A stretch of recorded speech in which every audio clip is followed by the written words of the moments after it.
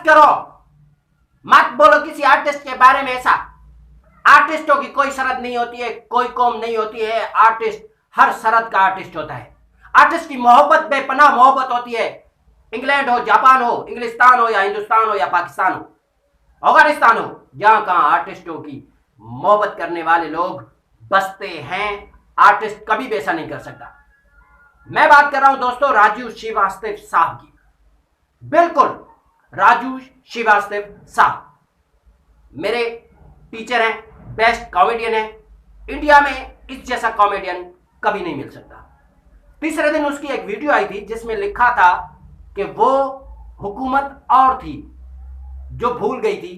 क्या भूल गई थी? बंबई वाला हमला। ये मोदी की हुकूमत है।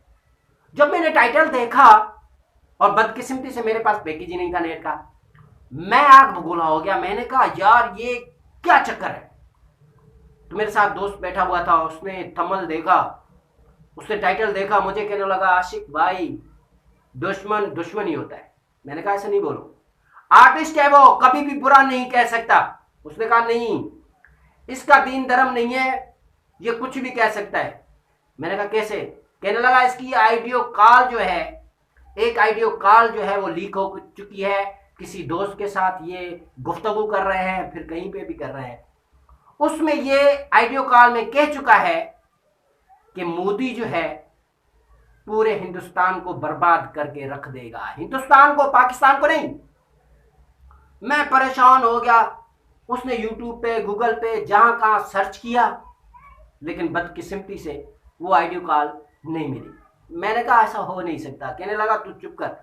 रात गुजरे, मैं सारी रात जाग कर ये ऑडियो कॉल जो है मैं ढूंढ लूंगा, तेरे को व्हाट्सअप कर दूंगा। मैंने कहा चलो ठीक है।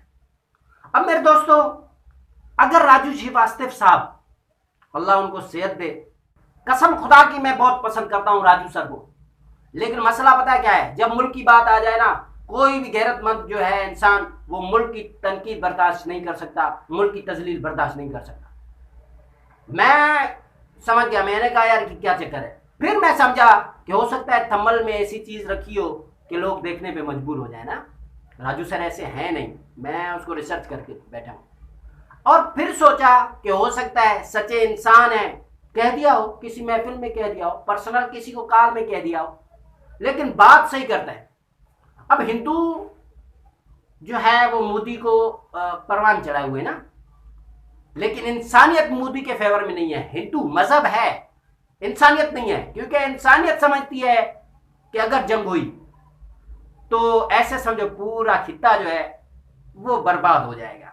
राजू सर ने हो सकता है ये सोच कर कह दिया हो कि मोदी जो है वो पूरे हिंदुस्तान को बर्बाद कर देगा, तबाह कर देगा। क्योंकि सोचने की बात यह है कि देखो, जंग से कभी मसला हल नहीं हुआ ना। अमेरिका अफगानिस्तान की जंग देखो, आज तक चल रही है। अब वो जाके उन्होंने सुलह कर ली है किससे? तालिबान से। अब जब सुलह ही करनी थी तो जंग क्यों लड़े भाई? अपनी जानें जाया कर दी आप लोगों ने। हाँ, बुजुर्ग सही कहते हैं कि जंग किसी मसले का हल नहीं है। मसले का हल होता है फैसला, सुलह।